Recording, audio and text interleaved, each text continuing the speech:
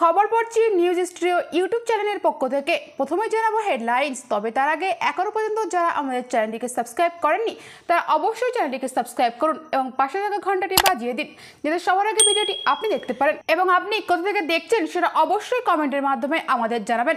জানাবো এই মুহূর্তে বিশেষ বিশেষ সংবাদ। মূল্যবৃদ্ধি বাজার কমিটিগুলির সঙ্গে মমতার বৈঠক।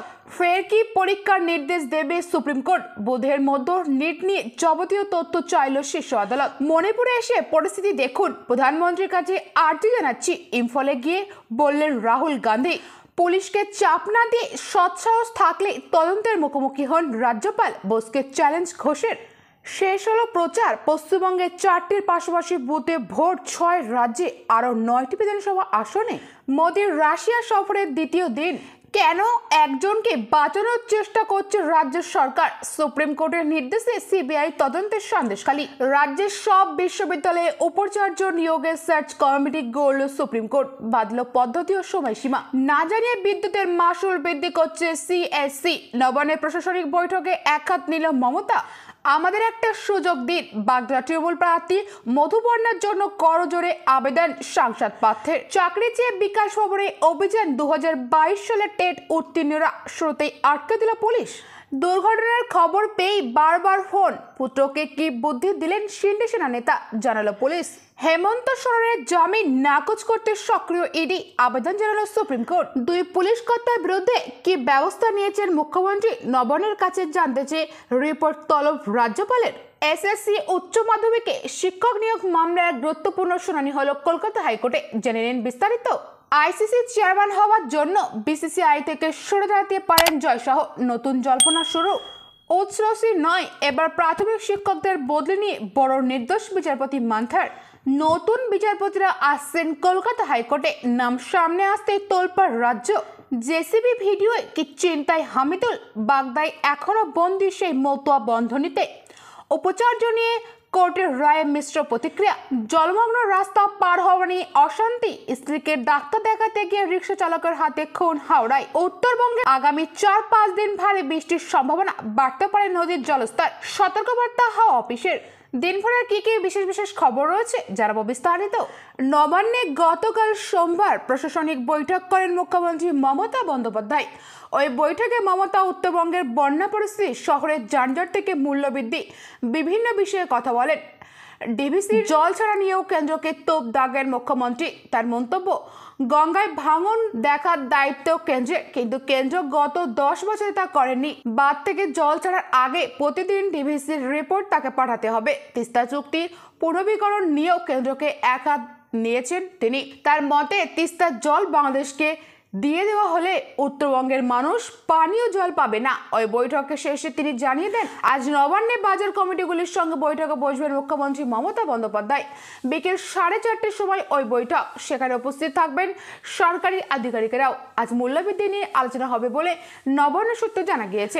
লোকসভা নির্বাচন মিটতেই আবারও ভোট। পশ্চিমবঙ্গে 4টি বিধানসভা কেন্দ্র সহ বুধবার উপনির্বাচন হবে দেশের মোট 7টি রাজ্যের 13টি বিধানসভা আসনে। গতকাল সন্ধ্যে 6টায় শেষ হয়েছে প্রচার পালা। আগামী বুধবার 10ই জুলাই এই 13টি কেন্দ্রে উপনির্বাচন হবে। ভোট গণনা হবে 13ই জুলাই শনিবার।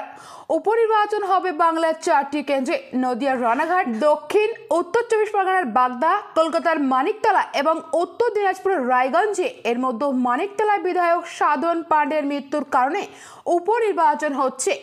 রায়গঞ্জ, রানাঘাট, দক্ষিণ এবং বাগদায় 2021-এর নীলবাড়ির লড়াইয়ে জয়ী 3 বিজেপি বিধায়ক কৃষ্ণ কল্যাণী, মুকুটমণি অধিকারী ও বিশ্বজিৎ দাস পদত্যাগ করে তৃণমূলে যোগ দিয়ে লোকসভার প্রার্থী হবার আবারও ভোট অবসম্ভাবী হয়ে পড়েছে। হিমাচল প্রদেশের দেহরা, হামিরপুর এবং নালাগড়ের 3 নির্দল বিধায়ক বিজেপিতে যোগ দেওয়ার আগে জনপ্রতিনিধিত্ব সংশোধনী আইন মেনে ইস্তফা দিয়েছিলেন, তাই সেখানে ভোট হচ্ছে। দেহরায় কংগ্রেস প্রার্থী করেছেন সে রাজ্যের মুখ্যমন্ত্রী সুখবিন্দর সিং সুখুর স্ত্রী কমলেশকে। বিহারের রৌপলি জেডুই বিধায়ক বিমা দেবী আরজেডিতে যোগ দেওয়ায় এবং মধ্যপ্রদেশের অমরওয়াড়ার কংগ্রেস বিধায়ক কমলেশ প্রতাপ সাহ বিজেপিতে যোগ দেওয়ায় সেখানে আবারও ভোট হচ্ছে। উত্তরাখণ্ডের রবীন্দ্রনাথ কংগ্রেস বিধায়ক রাজেন্দ্র সিং ভান্ডারীর ইস্তফা দিয়ে ওই আসনে উপনির্বাচনে বিজেপি প্রার্থী হয়েছেন। ওই রাজ্যে মৌলের বিধায়ক মৃত্যুর কারণ উপনির্বাচন হচ্ছে। তামিলনাড়ু বিক্রম নন্দিতের ডিএমকে বিধায়ক মৃত্যু এবং পাঞ্জাবের জলন্ধর পশ্চিমে আপ বিধায়ক শীতল অঙ্গুরল রিঙ্কুর বিজেপিতে যোগদানের ফলে উপনির্বাচন হচ্ছে আগামীকাল বুধবার। এবার ভোর রিঙ্কু লড়ছেন বিজেপির টিকিটে। স্নাতক স্তরের ডাক্তারি অভিন্ন প্রবেশিকা পরীক্ষার নিটে যে প্রশ্নপত্র ফাঁস হয়েছে তা মানল সুপ্রিম কোর্ট। তবে পুনরায় নিচ্ছে সুপ্রিম কোর্টে যে একাধিক মামলা হয়েছিল তার প্রেক্ষিতে গতকাল সোমবার পুনরায় পরীক্ষা নেওয়ার নির্দেশ দেননি প্রধান বিচারপতি ডিওয়াই চন্দ্রচূড়ের বেঞ্চ। সুপ্রিম কোর্ট জানিয়েছে ফের পরীক্ষা নেওয়ার নির্দেশ দেওয়া শেষ অস্ত্র। তার আগে নিটে যে ব্যাপক অনিয়ম এবং গরমিলের অভিযোগ উঠেছে তা নিয়ে আগামীকাল বুধবারের মধ্যে রিপোর্ট চাওয়া হয়েছে। কেন্দ্রের হয়ে আদালতে সওয়াল করার সলিসিটর জেনারেল পরবর্তী শুনানির দিন বৃহস্পতিবার ধার্য করার আর্জি জানালো। ওই দিন এই মামলার পরবর্তী শুনানি। গতকাল সোমবার পরীক্ষার আয়োজক সংস্থা ন্যাশনাল টেস্টিং এজেন্সি এনটিএ-কে সুপ্রিম কোর্ট নির্দেশ দিয়েছে যে তিনটি বিষয় প্রকাশ্যে আনতে হবে তাদের। এক, কিভাবে প্রশ্ন ফাঁস হয়েছে, দুই, কোথায় প্রশ্ন ফাঁস হয়েছে এবং 3 নম্বর, প্রশ্ন ফাঁস এবং পরীক্ষা হওয়ার মধ্যবর্তী সময় কত। শীর্ষ আদালত গতকাল সোমবার নতুন করে নিট করানোর নির্দেশ না দিলেও ইঙ্গিত দিয়েছে যে অসৎ উপায় অবলম্বন করে যারা পরীক্ষায় উত্তীর্ণ হয়েছেন তাদের জন্য ফের পরীক্ষার বন্দোবস্ত করা হতে পারে। ইতিমধ্যে নিট দুর্নীতির তদন্ত শুরু করেছে সিবিআই। কেন্দ্রীয় তদন্তকারী সংস্থাটির কাছে আগামীকাল বুধবারের মধ্যে তদন্তের অগ্রগতির সংক্রান্ত রিপোর্ট তলব করছে শীর্ষ আদালত। গতকাল সোমবার নিট মামলার শুনানিতে কোথায় প্রশ্ন তৈরি করা হয়েছিল তা জানতে চান প্রধান বিচারপতি। এনটিএ জানায় দিল্লিতে প্রশ্নপত্র তৈরি হয়েছিল। গত 5 মে পরীক্ষার দিন সকাল 10:30 থেকে 11টার মধ্যে নিটের প্রশ্নপত্র খোলা হয়েছিল বলে জানানো হয়। আবেদনকারীদের আইনজীবী শীর্ষ আদালতে জানান যে টেলিগ্রাফ অ্যাপে প্রশ্নপত্র ফাঁস হয়েছিল। প্রধান বিচারপতি বেঞ্চ জানায় যদি টেলিগ্রাফের মাধ্যমে প্রশ্নপত্র ফাঁস হয়ে থাকে তবে বড় আকারের প্রশ্ন ফাঁসের ঘটনা ঘটেছে। 2 দিন সফরে গতকাল সোমবার রাশিয়ায় গিয়েছেন প্রধানমন্ত্রী নরেন্দ্র মোদী। রুশ ইউক্রেন যুদ্ধ শুরু হওয়ার পর এটাই তার প্রথম রাশিয়া সফর। 22তম ভারত রাশিয়া বার্ষিক সম্মেলনে যোগ দিতে মোদীকে সেদেশে আমন্ত্রণ জানান পুতিন। মোদী পুতিনের বৈঠকে দ্বিপাক্ষিক এবং আন্তর্জাতিক একাধিক বিষয় নিয়ে আলোচনা হবে বলে মনে করা হচ্ছে। মোদীর সামনে নৈশভোজেরও আয়োজন করেছেন পুতিন। রাশিয়া সফর শেষ করে অস্ট্রিয়ার উদ্দেশ্যে রওনা দেবেন মোদী। ইউক্রেনের সংকটে আবহে পুরনো মিত্র রাশিয়াকে মোদী কি বার্তা দেন, সেই রাষ্ট্রপ্রধানের মধ্যে কোন কোন বিষয় নিয়ে আলোচনা কিংবা চুক্তি হয় সেই দিকেই নজর থাকবে। রাজ্যপালের অভিযোগ পেলেও তারা যে এখনো রাজ্য পুলিশ কর্তাদের ব্যাপারে পদক্ষেপ শুরু করেনি সেই দাবি করল কেন্দ্রীয় স্বরাষ্ট্র মন্ত্রক। রাজ্যপাল সিবি আনন্দ বোসের অভিযোগে ভিত্তিতে কলকাতা পুলিশ কমিশনার বিনীত গোয়েল এবং ডিসি সেন্ট্রাল ইন্দিরা মুখোপাধ্যায়ের বিরুদ্ধে পদক্ষেপ শুরু করা হয়েছে কিনা গত রবিবার থেকেই সেই জল্পনা শুরু হয়েছিল প্রশাসনিক মহলে। গতকাল সোমবার কেন্দ্রীয় স্বরাষ্ট্র মন্ত্রকের একটি সূত্রের দাবি করেছে সংশ্লিষ্ট অভিযোগ তারা পেয়েছে এ রাজ্যের রাজ্যপালের থেকে, তবে তার পরবর্তী পদক্ষেপ পথে এখনও তারা অগ্রসর হয়নি। অন্যদিকে রাজ্য প্রশাসনের শীর্ষ মহলও দাবি করছে সংশ্লিষ্ট পুলিশ কর্তাদের বিরুদ্ধে সম্ভাব্য কোনো পদক্ষেপের তথ্য এখনও তাদের কাছে অজানা। প্রসঙ্গত রাজ্যপালের বিরুদ্ধে যৌন হেনস্থার অভিযোগে তদন্ত শুরু করেছিল কলকাতা পুলিশ। রাজভবনের প্রশ্ন ছিল সাংবিধানিক রক্ষা কবচ থাকার পরেও কিভাবে এই তদন্ত হতে পারে। সেই কারণে সংশ্লিষ্ট অফিসারদের বিরুদ্ধে স্বরাষ্ট্র মন্ত্রকে অভিযোগ পৌঁছেছিল।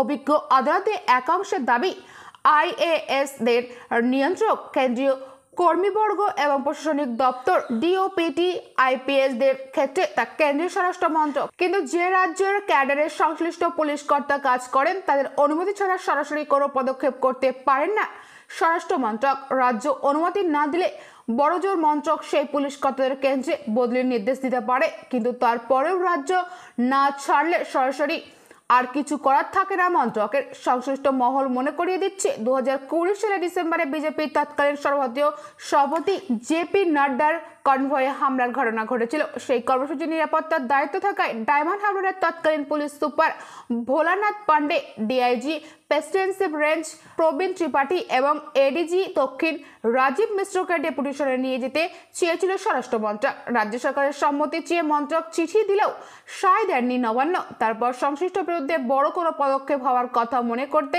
পারছে না অভিজ্ঞ আধিকারিকদের অনেকেই। তার অভিযোগের ভিত্তিতে কলকাতা পুলিশের দুই শীর্ষ কর্তার বিরুদ্ধে কি পদক্ষেপ করা হচ্ছে তার রাজ্যের মুখ্যমন্ত্রী মমতা বন্দ্যোপাধ্যায়ের কাছে জানতে চাইলেন রাজ্যপাল সিভি আনন্দ বোস। রাজ্যপাল জানতে চেয়েছেন সেই রিপোর্টের ভিত্তিতে দুই পুলিশ কর্তার বিরুদ্ধে কি পদক্ষেপ করেছে নবান্ন।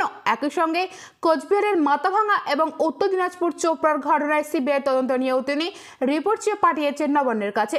গতকাল সোমবার সন্ধ্যায় রাজভবনে এক্স হ্যান্ডেলে একটি পোস্ট করে রাজ্যপাল নিজেই জানিয়েছে ওই রিপোর্ট তলব করার কথা। তাতে লেখা হচ্ছে, সংবিধানে 167 নম্বর ধারায় রাজ্যপালকে দেওয়া ক্ষমতার ভিত্তিতে রাজ্যের মাননীয় মুখ্যমন্ত্রীর কাছে দুইটি বিষয়ের রিপোর্ট চেয়েছেন রাজ্যপাল।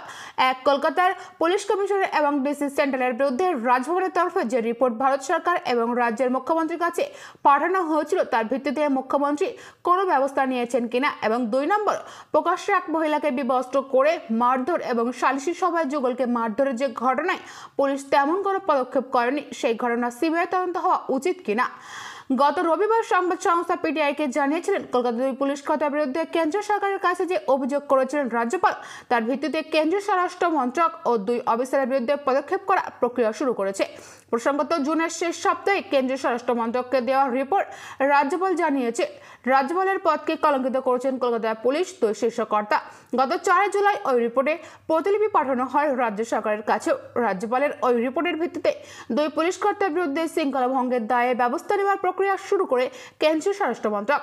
কেন্দ্রীয় স্বরাষ্ট্র মন্ত্রক পদক্ষেপের প্রক্রিয়া শুরু করলে অভিযুক্ত 2 আইপিএস এর বিরুদ্ধে পদক্ষেপ নেওয়ার অধিকার রয়েছে তাদের বর্তমান ঊর্ধ্বতন কর্তৃপক্ষের, অর্থাৎ রাজ্যের মুখ্যমন্ত্রী তথা স্বরাষ্ট্র পুলিশ মন্ত্রী মমতা বন্দ্যোপাধ্যায়। গতকাল সোমবার তার রিপোর্ট রাজ্য সরকারের কাছে চেয়ে পাঠাচ্ছেন রাজ্যপাল।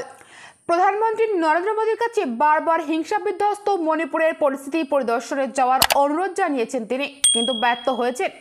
সোমবার উত্তর পূর্বাঞ্চলের ওই রাজ্যে গিয়ে এমনই দাবি করলেন লোকসভার বিরোধী দলনেতা রাহুল গান্ধী।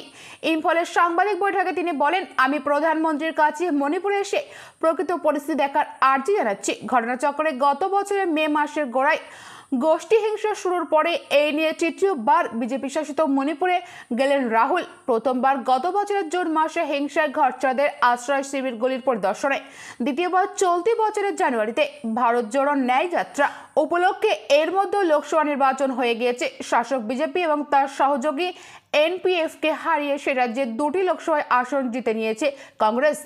2023 মে মাসে মণিপুর কুফি মেইতে সংঘর্ষ শুরুর পরে উত্তর পূর্ব এই রাজ্যে 200 জন মানুষের মৃত্যু হয়েছে, প্রায় 70,000 মানুষ ঘরছাড়া হয়েছে ত্রাণ শিবিরে। এই পরিস্থিতির সোমবার অসমের বন্যা পরিস্থিতি পরিদর্শনের পরে শিলচর থেকে মণিপুরে জিরিবাম যান রাহুল। সেখানকার আশ্রয় শিবিরে ঘরছাড়া পরিবারগুলির সঙ্গে কথা বলে এরপরে ইম্ফলের উদ্দেশ্যে রওনা হন তিনি। এই ছিল বিশেষ বিশেষ সংবাদ। পরবর্তী বিস্তারিত খবর পেতে আমাদের চ্যানেলটিকে সাবস্ক্রাইব করুন এবং পাশে থাকা ঘন্টাটি বাজিয়ে দিন যাতে সবার আগে ভিডিওটি আপনি দেখতে পারেন। ভিডিওটি ভালো লাগলে অবশ্যই লাইক কমেন্ট শেয়ার করবেন। Thank you friends, thank you for watching.